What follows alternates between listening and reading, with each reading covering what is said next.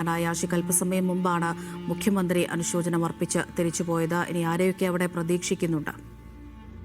മുഖ്യമന്ത്രി അന്ത്യോപചാരം അർപ്പിച്ച് മടങ്ങിപ്പോയിരിക്കുന്നു. അമൃത, ഇനി പ്രമുഖരായ പലരും എത്തും എന്ന് തന്നെയാണ് കണക്ക് കൂട്ടുന്നത്. പക്ഷെ ഏതെങ്കിലും തരത്തിൽ നമുക്ക് ആ നിലയിൽ പ്രതീക്ഷിക്കാവുന്ന ആളുകൾ എന്ന് എടുത്തു പറയാൻ കഴിയില്ല. പക്ഷെ പ്രധാനപ്പെട്ട ആളുകൾ തന്നെ എത്തും. വീട്ടിലെത്തി അന്ത്യോപചാരം അർപ്പിക്കാത്ത എല്ലാവരും തന്നെ ഇങ്ങോട്ട് എത്തും എന്നാണ് കണക്കാക്കുന്നത്. നമുക്കറിയാം 3 മണി വരെ ഇവിടെ സമയമുണ്ട്. ആ സമയത്തിനുള്ളിൽ എല്ലാവരും എത്തി തീരുമാനിക്കും. അതിനുശേഷം പിന്നീട് വീട്ടിലേക്ക് മൃതദേഹം കൊണ്ടുപോകും.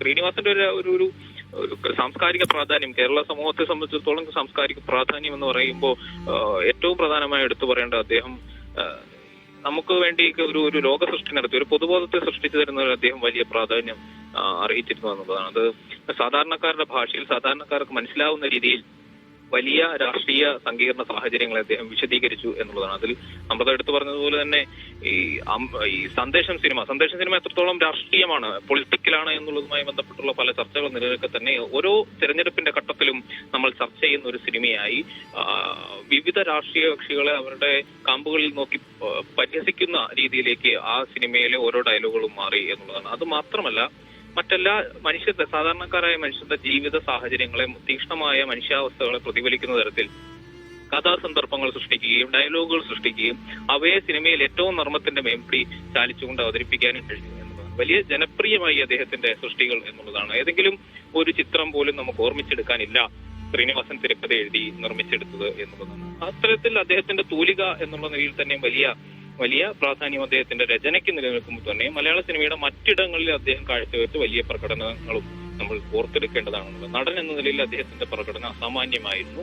ഹാസ്യ കഥാപാത്രങ്ങളെ മാറ്റി നിർത്തിയാൽ അപ്പോൾ വലിയ താരനിരകൾക്കിടയിൽ അദ്ദേഹം തന്റെ സാന്നിധ്യം അസാധാരണമായ നിലയിൽ ഉറപ്പിച്ചെടുത്തു എന്നുള്ളതാണ്. അത് അഭിനയ പാഠവും കൊണ്ടാണ് അദ്ദേഹം തന്നെ നായക സ്ഥാനത്തേക്ക് വരുന്ന നിരവധി ചിത്രങ്ങൾ മലയാള സിനിമാ ചരിത്രത്തിൽ ഉണ്ടായി എന്നുള്ളതാണ്. അത് വലിയ താരനിരകൾ, നമ്മുടെ ഇന്ന് നമ്മൾ എടുത്തു പറയുന്ന താരങ്ങൾ വലിയ മുഖ്യധാര ചിത്രത്തിന്റെ ഭാഗമായി നിൽക്കുന്ന സമയത്താണ് സാധാരണ നമ്മുടെ സൗന്ദര്യ സങ്കല്പങ്ങൾക്കൊന്നും യോജിക്കാത്ത ഒരു പൊക്കം കുറഞ്ഞ ഇരുനിറമുള്ള ഒരു ചെറുപ്പക്കാരൻ നായകനായി വരുന്ന ചിത്രങ്ങൾ സാധാരണക്കാരുടെ മനസ്സിൽ ഇടം പിടിക്കുന്ന നിലയിലേക്ക് കാര്യങ്ങൾ എത്തിച്ചേർന്ന് ആ നിലയിലേക്ക് ഒരു അഭിനയത്തിന്റെ പാഠവും കൊണ്ടുകൂടി മലയാള സിനിമയിൽ തന്റേതായ മുദ്ര തീർക്കുവാൻ അദ്ദേഹത്തിന് കഴിഞ്ഞു എന്നതാണ്.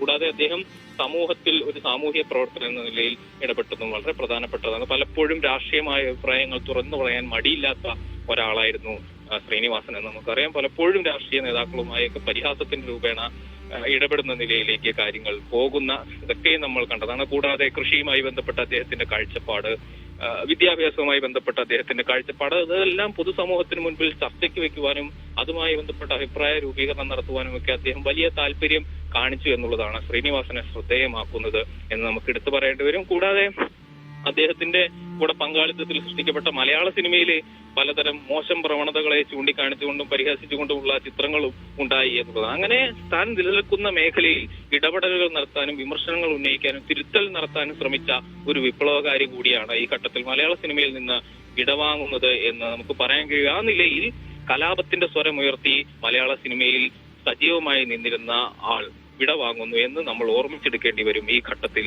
എന്ന് തീർച്ചയായും തന്നെയും പറയേണ്ടിയിരിക്കുന്നു. ആ നിലയിൽ അദ്ദേഹത്തിന്റെ ആ പ്രതിഭയെ യാത്രയക്കുന്ന സമയമാണ് ഈ കടന്നു പോകുന്നത്. ഇനി ഏതാനും 2 മണിക്കൂറുകൾ കൂടി 2 മണിക്കൂറിന് മുകളിൽ ഉണ്ടാകും എന്ന് കണക്കാക്കാം. ടൗൺ ഹാളിൽ നിന്ന് അദ്ദേഹത്തിന് അന്ത്യോപചാരം അർപ്പിക്കാൻ വിവിധ മേഖലകളിൽ നിന്നുള്ള നിരവധി ആളുകൾ എത്തിച്ചേരുന്നു. അവർ ഓരോരുത്തരും ശ്രീനിവാസൻ ഈ സാമൂഹിക സാംസ്കാരിക മേഖലയിൽ അർപ്പിച്ചിരിക്കുന്ന വിവിധങ്ങളായ സംഭാവനകളെ ഓർത്തെടുത്തുകൊണ്ടായിരിക്കും അദ്ദേഹത്തെ യാത്രയാക്കുക എന്നുള്ളതാണ്. ഒരുപക്ഷെ ശ്രീനിവാസൻ ഇന്ന് ഈ ലോകത്ത് നിന്ന് വിടവാങ്ങുമ്പോഴും അദ്ദേഹത്തിന്റെ സൃഷ്ടികൾ ഈ മലയാള സാംസ്കാരിക രംഗം, മലയാള സിനിമ ഉള്ളിടത്തോളം കാലവും ഓർമ്മിച്ചെടുക്കും എന്നുള്ളത് വളരെ പ്രധാനപ്പെട്ടതാണ്.